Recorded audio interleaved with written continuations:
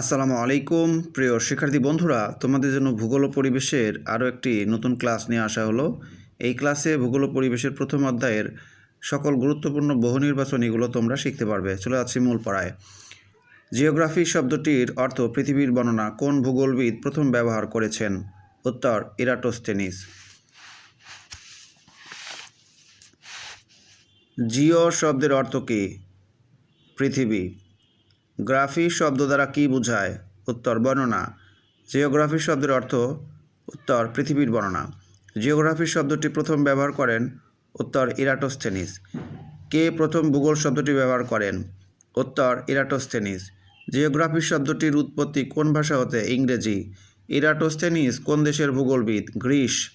পৃথিবী পৃষ্ঠের পরিবর্তনশীল বৈশিষ্ট্যের যথাযথ যুক্তিসঙ্গত ও সুবিন্যস্ত বিবরণের সঙ্গে সংশ্লিষ্ট বিষয় হলো ভূগোল। সংজ্ঞাটি কে দিয়েছেন? Richard Hudson. কোন ভূগোলবিদ পৃথিবী ও এর অধিবাসীদের বর্ণনাই হলো ভূগোল সংজ্ঞাটি দিয়েছে? অধ্যাপক ডাডলি স্ট্যাম্প।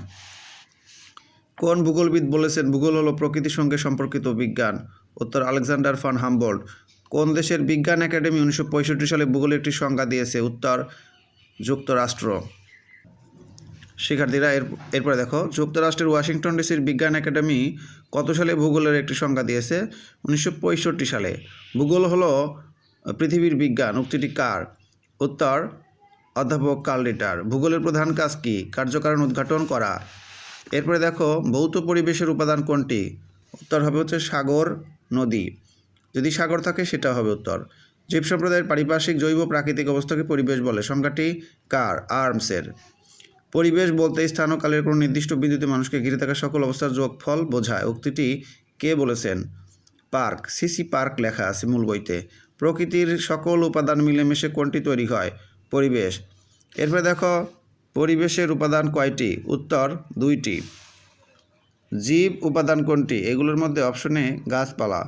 কোনটি অর্থনৈতিক ভূগোলের অন্তর্ভুক্ত? ব্যবসা বাণিজ্য।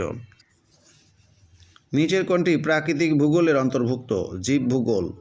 এরপর দেখো, অশ্বমণ্ডলের উপরিভাগের বন্টন ও বিন্যাস নিয়ে আলোচনা করা হয় কোন ভূগোলে? এটা হচ্ছে ভূমিরূপ বিদ্যা। কোন বিষয়টি নিয়ে জীব ভূগোল আলোচনা করে? প্রাণীজগৎ এবং উদ্ভিদের বন্টন।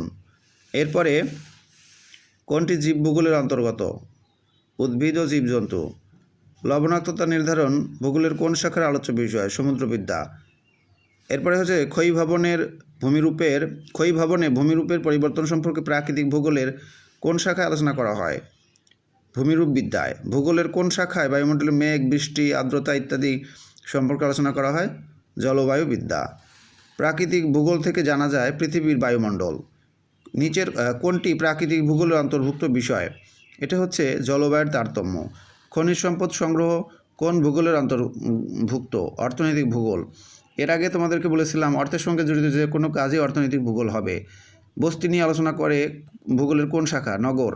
একজন কৃষকের কৃষিকাজ কোন ধরনের ভূগোলের আলোচ্য বিষয়? অবশ্যই অর্থনৈতিক। কোনটি মানব ভূগোলের আলোচ্য বিষয়? জনসংখ্যা। পৃথিবীর বিভিন্ন স্থানের মানুষের জীবন প্রণালীর বৈশিষ্ট্য ও ভিন্নতা আলোচনা করে আঞ্চলিক ভূগোল। কৃষিকাজ, ব্যবসা বাণিজ্য পরিচালনা ইত্যাদি ভূগোলের কোন শাখার অধ্যয়ন করা হয়? অর্থনীতি ভূগোল। আমি কিন্তু শুধু ইম্পর্টেন্টগুলো দেখাচ্ছি তোমাদেরকে। এরপরে দেখো, কোনটি অর্থনৈতিক ভূগোলের অন্তর্ভুক্ত? অবশ্যই কৃষিকাজ। পরিবেশ কত প্রকার? 2 প্রকার। এরপরে দেখো, এই যেটা মানব ভূগোলের আলোচ্য বিষয়, বিভিন্ন পরিবেশে মানুষ কীভাবে বসবাস করছে। এরপরে হচ্ছে সমুদ্রকে রক্ষার কৌশল মানব ভূগোলের কোন শাখার আলোচ্য বিষয়? দুর্যোগ ব্যবস্থাপনা।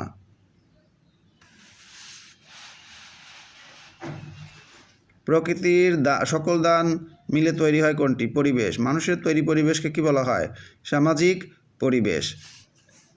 শিক্ষার্থী বন্ধুরা, মোটামুটি এখানে আমাদের ক্লাসটা শেষ হলো। ক্লাসটি যদি তোমাদের ভালো লাগে অবশ্যই একটা লাইক দিয়ে দিও, পারলে তোমাদের বন্ধুদের মাঝে শেয়ার করে দিও। প্রত্যেকে আমার এই চ্যানেলটি সাবস্ক্রাইব করে রাখবে। আজিম লার্নিং পয়েন্ট ইউটিউব চ্যানেল তোমাদের জন্য কিন্তু কাজ করে যাচ্ছে, তো আমার এই নতুন চ্যানেলটা তোমরা অবশ্যই সাবস্ক্রাইব করে দিও। বন্ধুরা সবাই ভালো থাকো, সুস্থ থাকো। আল্লাহ হাফেজ।